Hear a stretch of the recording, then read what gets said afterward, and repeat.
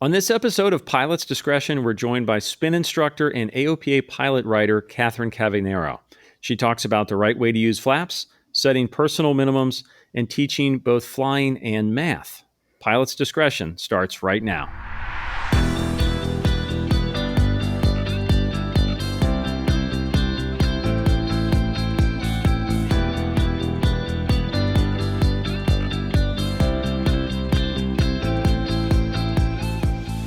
Hello, everyone. I'm your host, John Zimmerman of Sporties. Remember to visit sporties.com/podcast for all of today's show links and for access to every episode of Pilot's Discretion.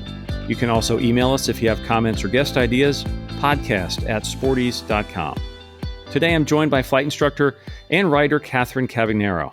She is an ATP, flight instructor, and designated pilot examiner, and she teaches at Ace Aerobatics School in Sewanee, Tennessee, specializing in spins and aerobatic training. When she's not flying, she is a professor of mathematics at the University of the South in Sewanee, and she's a regular contributor to AOPA Pilot magazine. She was also named the 2020 Flight Instructor of the Year and was recently inducted into the Flight Instructor Hall of Fame. Catherine, congratulations and welcome to Pilot's Discretion. Thank you so much, John. It's a pleasure to be here. So as an ATP and a math PhD, you bring a technical perspective, I think, to a lot of your writing about training and airmanship, which I find very interesting. So let's talk about a couple of topics in aerodynamics. You recently wrote about the region of reverse command, sometimes called the backside of the power curve. And I find this topic to be one of the most misunderstood in all of aviation. So can you give us a simple explanation for what it really means? Sure. So for airspeeds that are greater than Vy, which is our best rate of climb airspeed, the controls are pretty predictable. For example, let's talk about an aircraft that, say, experiences some sort of departure from cruise altitude. If the airplane, for example, is suddenly thrust upward by a gust, well, to get back down to our cruise altitude, we have a choice as pilots. Either I can reduce the throttle, in which case the aircraft is going to naturally descend back to my cruise altitude. So that would be one way of rectifying that error. Another is that I can just push forward on the control yoke and descend back to altitude. I'll pick up a little airspeed, but once I get back to my assigned altitude, then ultimately the airspeed will stabilize back to the setting that I had before, assuming that the power is set the same way. All right. So I have my choice on the front side of the power curve. So that's very predictable. Now on the back side of the power curve, let's suppose that I'm flying at a slower airspeed. So I'm flying at minimal controllable airspeed, or maybe an airspeed that I might use in the pattern, which is typically slower than Vy, say, as I approach down toward the runway. If I have a gust of wind that takes me above my descent profile to the pattern, then if I retard the throttle, just like on the front side of the power curve, I'm going to naturally settle back down to my proper descent profile or whatever my altitude might be. Now, what's interesting, though, is if I want to correct that using pitch control alone, then what would I do on the back side of the power curve? On the front side of the power curve, we would push forward, and what would happen is we would settle back down to our cruise altitude. But if we are at an airspeed that is below Vy, then if I push forward on the control, then what I'm going to do is I'm actually going to increase my altitude. So it's going to have the opposite effect. So what I should do, if I'm just bound and determined to make that correction using pitch control alone, is I would pull back on the control yoke. Well, you can imagine there could be a problem there. If I am flying at minimal controllable airspeed already and I pull back on the yoke, then I would be more likely to induce a stall, which of course is not what we want to do in the pattern until we're right over the runway, just a few feet above. So that's why it is so important on the backside of the power curve to use pitch to control our airspeed, and then power is going to control either our altitude or our proper descent profile.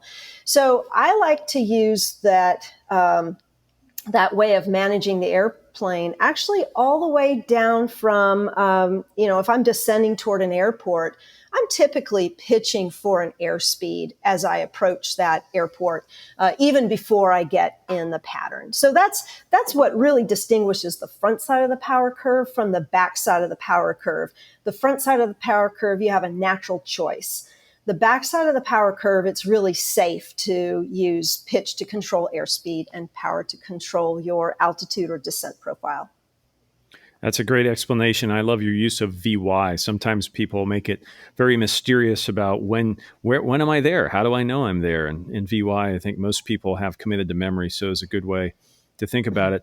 It makes me wonder, though, a lot of times we talk about the base to final turn, we talk about final approach, pitch for airspeed, power for altitude, that whole debate.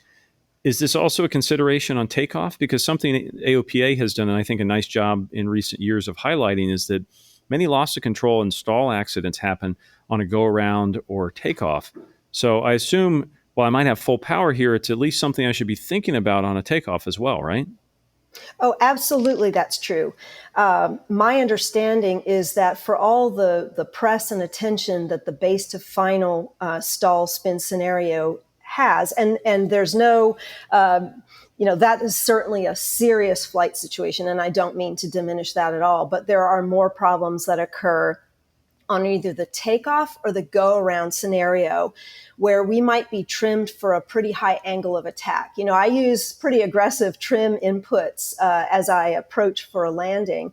But what that means is when I am giving full throttle, as I routinely do on go-arounds, I need to pay very close attention to making sure that I am nailing the precise airspeed that I want with my pitch control. Another interesting topic you've discussed relates a little bit to that go-around scenario, specifically flaps, which I think most pilots probably think they understand. I put the flaps down, I slow down. But you have said in some articles you should be pushing forward on the yoke when we raise flaps, especially after a takeoff or a go-around. Why is that? Right. So the lift that is created by an airplane is proportional to the absolute angle of attack, or coefficient of lift if you prefer. And it's also proportional to the square of velocity. So let's put ourselves in a situation where we have taken off with flaps, which is common for, say, a short field technique, or some aircraft like the Diamond DA-40 advocate departing with flaps for all takeoffs. But we've just taken off, we're several hundred feet above the ground, and now it comes time to retract our flaps. Now, what's going to happen when you retract your flaps is you will get a loss of lift that occurs from retracting the flaps. So what'll happen is the aircraft will initially descend toward the ground or accelerate toward the ground. And that can be kind of a dangerous situation because it's often the case that when we feel ourselves either going toward the ground or accelerating toward the ground, we have a natural reaction to pull back on the yoke. And that would be the worst thing in that situation, because then you're going to further reduce the lift created by the aircraft. So what you really should be doing to smooth out that technique, because, that acceleration toward the ground just feels, honestly, to me, it feels creepy. And I feel it a lot when folks retract flaps without paying attention to the fact that they should be, lowering the nose to pick up additional airspeed to compensate for the lack of lift that they're getting by retracting the flaps. So at best, that's avoiding an uncomfortable feeling for passengers. But at worst, this is a safety issue as well. In one of my articles, I highlighted an unfortunate accident that happened in a Cirrus that was approaching an airport in Texas. And long story short, There were a sequence of go-around attempts, and on each subsequent attempt, the airspeed at which she retracted the flaps kept getting lower and lower. And it was so dangerously low that in the last go-around, when she gave it full power and retracted the flaps, it ended up in a stall spin scenario, and 3 people were killed when they impacted the ground. Now, flaps on takeoff is one thing. Flaps, how about on a Poweroff 180? I thought this was fascinating. You talk about using flaps and a little bit of the flaps flaps slips debate here. So if I'm doing a Poweroff 180, when should I use flaps? Okay, so Poweroff 180 is one of my favorite maneuvers because to me, it involves the pilot having an intimate knowledge of the gliding capabilities of the aircraft and also the drag effects of various devices like flaps or the introduction of a slip. So one of my pet peeves is when the power is retracted, abeam the touchdown point, sometimes I see folks immediately add flaps. And the deal with the Poweroff 180 is because of changing atmospheric conditions, no 2 of those will ever be the same. So to me, it's always having something in your back pocket. You're either able to add a bit of drag or maybe take a bit of drag away so that you can hit your spot with changing winds as you descend toward the runway. So one of my pet peeves is adding flaps right away, which some people think that adding, say, that first notch is going to give you extra lift. And that's true, but it also introduces a lot of drag. And what's inefficient or maybe inflexible about adding flaps is taking them back out is, you end up getting that sort of sinking that you really don't need. I think a slip is a much more flexible way to manage your descent profile toward the runway. So I like to save flaps for short final and in a Poweroff 180. I think a big mistake that people make is they just add them too soon. Yeah, I've had that feeling. I remember early on in maybe commercial training, turning base and feeling really high and starting to panic a little bit, and you put the flaps in, and then you turn final and realize that 15-knot tailwind on downwind is now a 15-knot headwind, and all of a sudden you're not feeling so high anymore.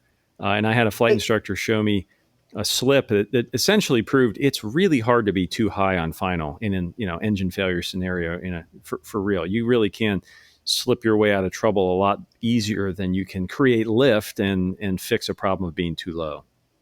Absolutely. And I routinely slip. I'm a big fan of high approaches. My home airport is short, it's narrow, it often has some crazy winds, and it's surrounded by really tall trees. And the reason I'm actually speaking with you today is, again, I'm a fan of high approaches. I had an aircraft years ago that had an engine that let me down on final, and the reason that I made the runway so easily is that I had the extra altitude, and gliding to the runway was just a non-issue. So I'm a big fan of those high, steep approaches, and you can lose a lot of altitude slipping and still maintaining a responsible airspeed so that when you touch down, you can dissipate that energy effectively and efficiently. Catherine, let's take a quick break, and then when we come back, I want to talk to you about check rides.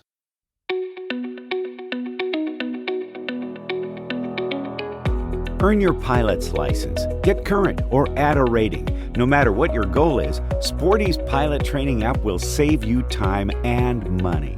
It's available on all your devices, including iPad, iPhone, Android, and smart TVs, so you can access Sporty's award-winning courses anywhere. Plus, with up-to-date sync between platforms and free lifetime updates, you'll always be up to date. Over 25 courses are available, from private pilot to aerobatics. Visit sportys.com/discover for a free trial. Now, back to Pilot's Discretion. We're back with Catherine Cavagnaro, and you're a pilot examiner. You do a lot of check rides in the Tennessee area there. So I have some questions on check rides, a real stressful event for a lot of pilots in their career, especially early on. I've heard it said before that most examiners have a pretty good idea if the applicant will pass in the first 5 minutes. You can just sort of get a read for how they approach flying. You agree or disagree with that statement? Gosh, that's a great question. I would tend to disagree with that statement. And, we're all nervous in FAA exams. I've taken 11 FAA check rides. I was nervous 11 of those check rides. So it's the nature of the beast. We care about it. It's something that means a lot to us. So, there's a lot riding on that day. And so we're nervous.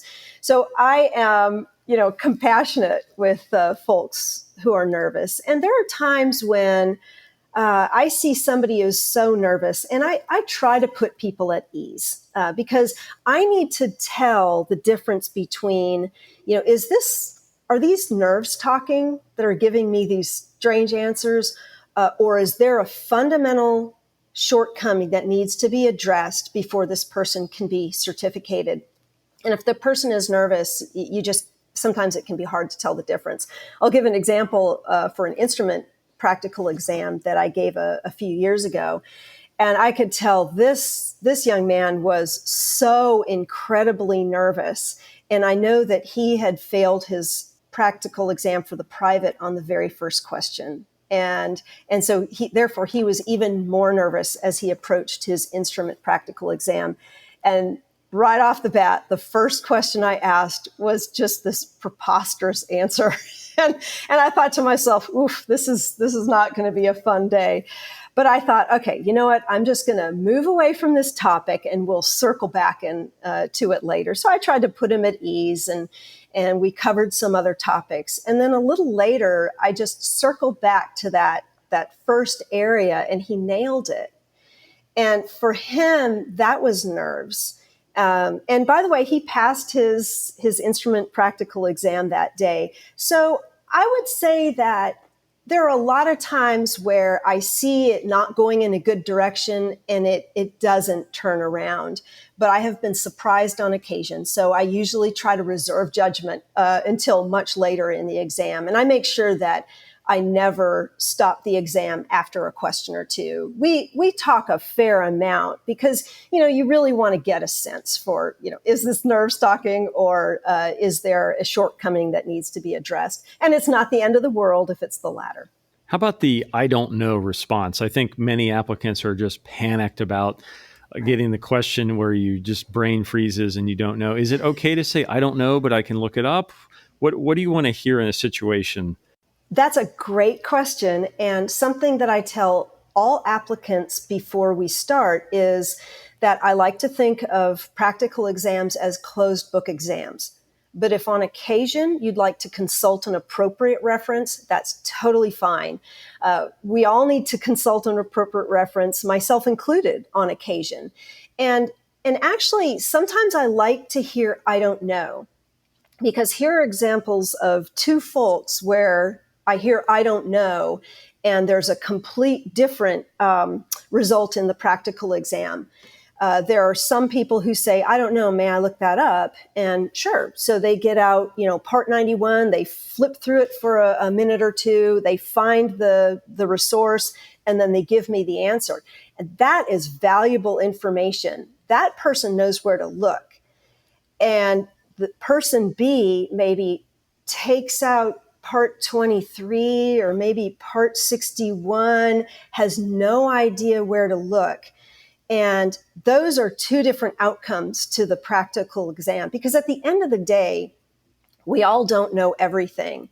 But the ability to be resourceful in a specific situation in flying, that's what I want to see. So to me, it's actually valuable sometimes to hear, I don't know, because then that gives me the extra information of knowing, does this person know where to look? Can this person find what he or she needs to know in an anomalous situation out there flying? Because you know what? They happen to all of us. What task do you see applicants struggle with most often? If somebody's going for private pilot check ride next week, what's an area you would urge them to focus on?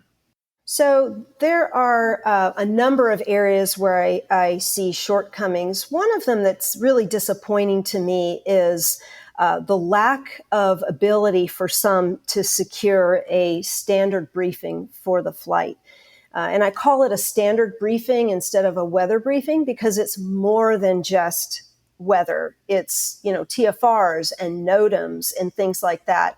So that's something that's really, I confess, one of something that disappoints me. Let's talk about personal minimums, an idea that has been promoted by the FAA and the safety industry in general for a long time. But I confess, I'm a little skeptical. So I'd like you to sell me on it if you can. Because my view is, in rough terms, Mother Nature doesn't know what my personal minimums are. So if I have an instrument rating, don't I need to be able to fly an approach to 200.5 if I need to? Right. Yeah. So I have some definite ideas on personal minimums. And part of those have evolved from what I see on practical exam situations where I see that some candidates haven't assembled any sort of personal minimums. And the fact is, your personal minimums are going to differ from mine. Even mine change over time. For example, if I haven't had the recent instrument experience that I would like to have, my personal minimums in terms of instruments are going to become more conservative. Where if I've done more lately, they're going to naturally expand. One situation that I had about a year and a half ago that really got me thinking more about personal minimums is a call I received from a pilot in Georgia, and he let me know about an accident that had happened at the Gainesville airport. And long story short, the pilot had taken off in a new-to-him airplane with a new-to-him panel with a newly earned instrument rating. He took off at night in low IFR with family on board. There were also some mechanical problems with the plane. And just putting all of those together, how many yellow and red flags do we need to see before we put the plane back in the hangar? And it was, so 3 people died in that accident, and it was so unnecessary. And one of the reasons that it hit home to me was I had given him his private pilot exam. And I stared at that ceiling many nights wondering, were there some hazardous attitudes that I missed when I saw him that day? I don't know where he got his instrument rating, but still, I wondered, were there some attitudes that I missed? I always talk about personal minimums because I think it's important to assemble a set of personal minimums that make sense. For example, for me, I routinely get a lot of crosswind practice because my airport dishes it up. It keeps even base pilots humble at my airport.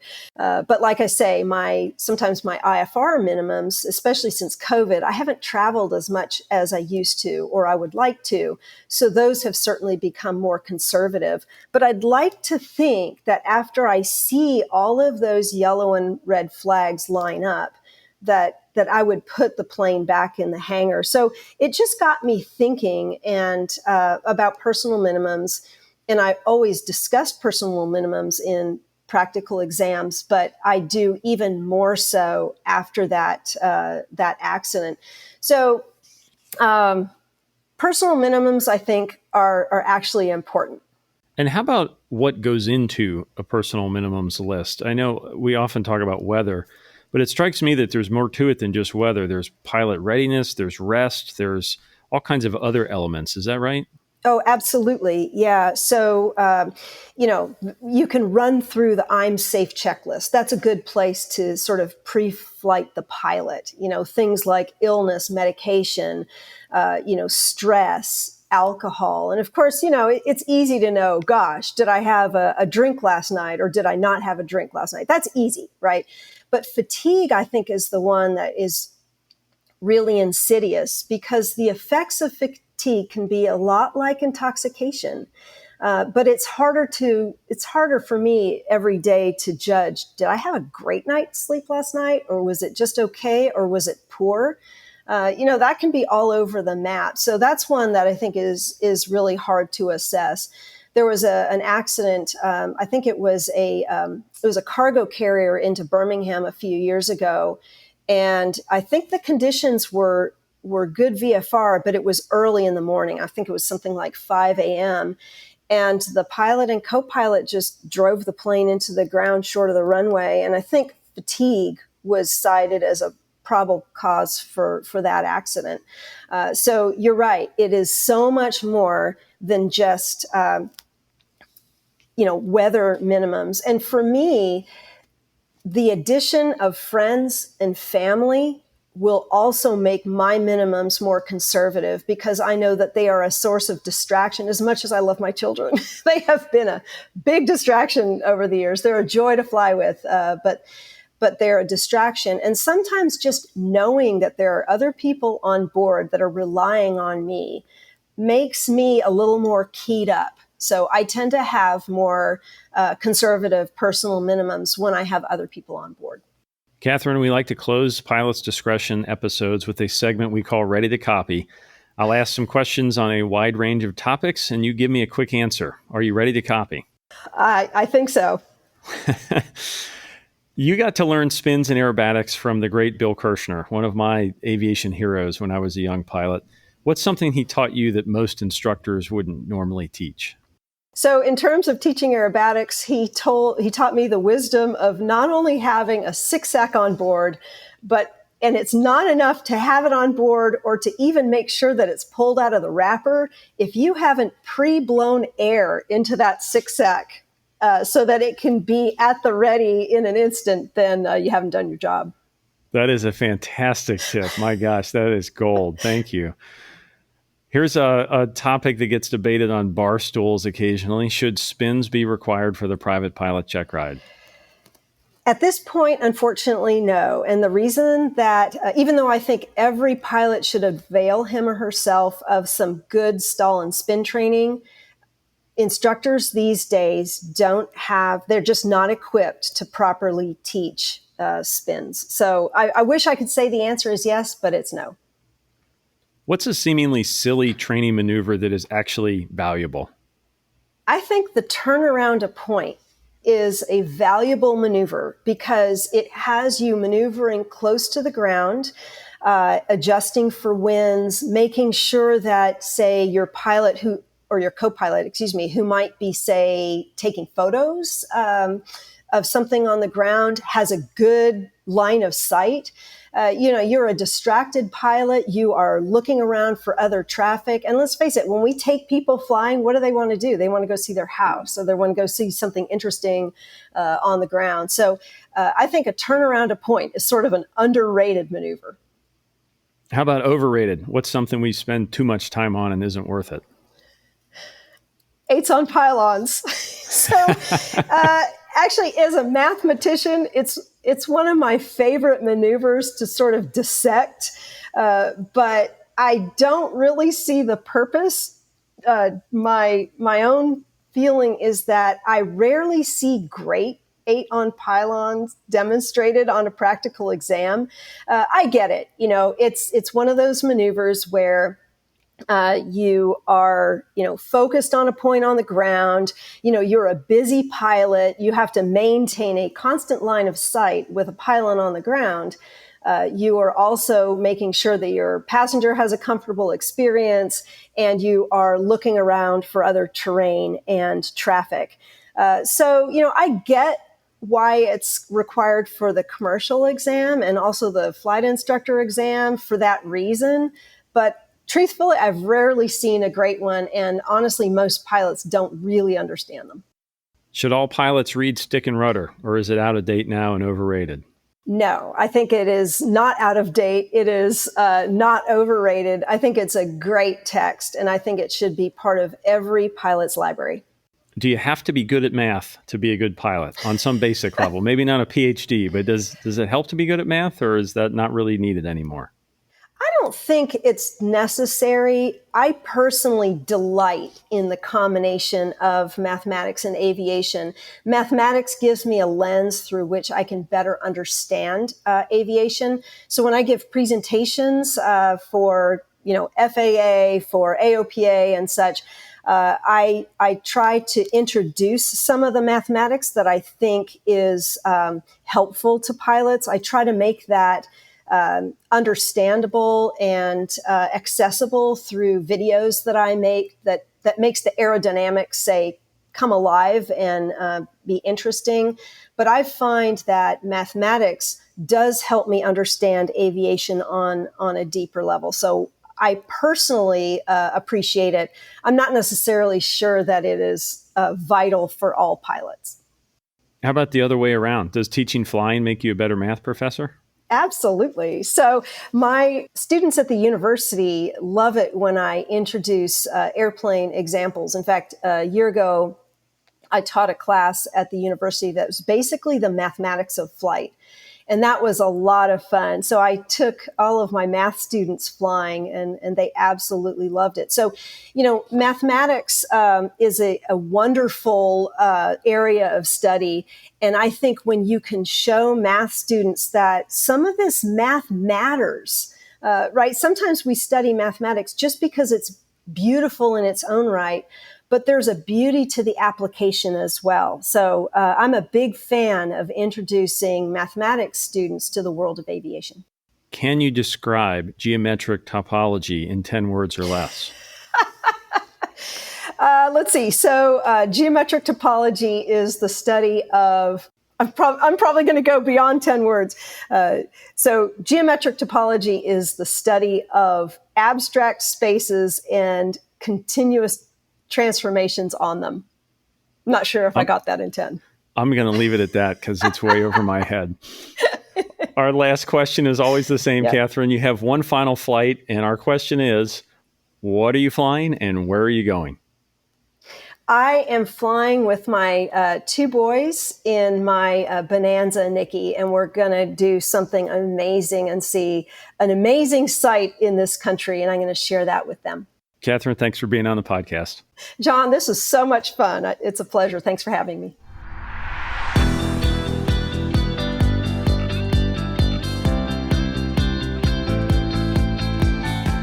Thanks for listening to Pilot's Discretion, brought to you by Sporties, training and equipping pilots worldwide for over 60 years. For more episodes and links to additional information, visit sporties.com/podcast. And if you have comments or guest ideas, email us at podcast@sporties.com. I'm John Zimmerman. We'll see you next time on Pilot's Discretion.